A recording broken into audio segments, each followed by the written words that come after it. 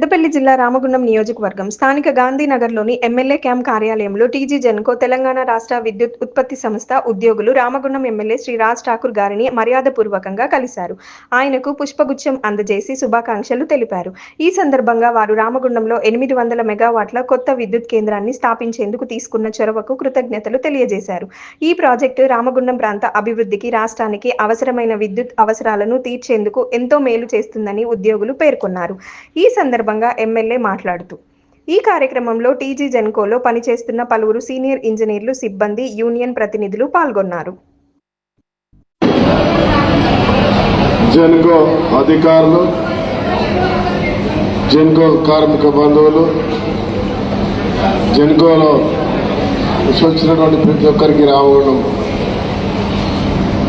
బంధువులందరికీ హృదయపూర్వక నమస్కారాలు. మీ అభిమానం నాతో ఎప్పుడు ఉంది, నన్ను ఆశీర్వదిస్తూనే వస్తా ఉన్నారు.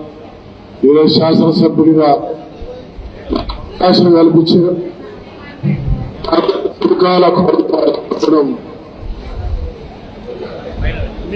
ప్రజలను ఎప్పుడో నిజాం ప్రారంభించింది. మళ్ళీ చాచా నెహ్రూ 62 మెగావాట్ల తర్వాత దేశానికి వెలుగునిచ్చిన మన ప్రాంతాన్ని గత ప్రభుత్వం చీకటిమయం చేసింది. ఆ రోజు నుంచి కూడా అనేక పోరాటం చేసినాం. అందరూ నాయకులు, కాంగ్రెస్ పార్టీ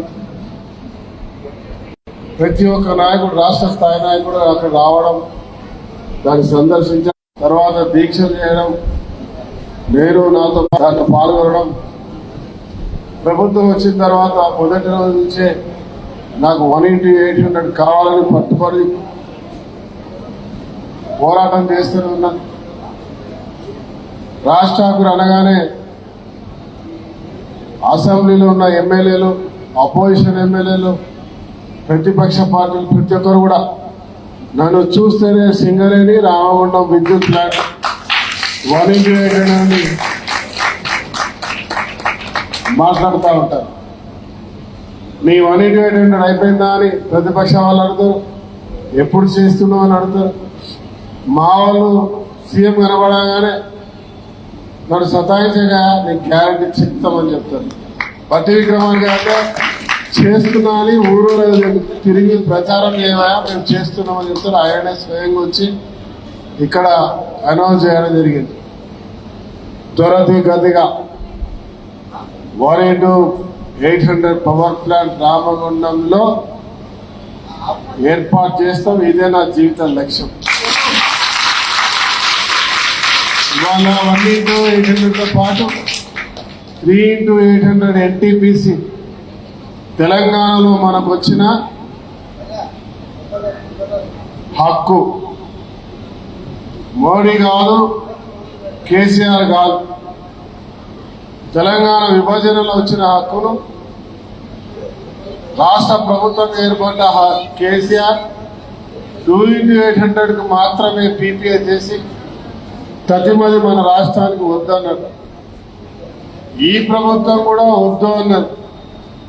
కానీ స్థానిక బిడ్డగా ఇది మనకు వచ్చిన హక్కు అని నేను శ్రీధర్ బాబు గారి సహకారంతో బట్టి గారిని, డిప్యూటీ చీఫ్ మినిస్టర్ గారిని, ముఖ్యమంత్రి గారిని ఒప్పించి వాళ్ళ ఎన్టీపీసీ 3:800 కూడా 45,000 కోట్లతో మనమే తెచ్చినామని గర్వంగా చెప్తున్నా. మీరు కూడా చెప్పుకోవచ్చు.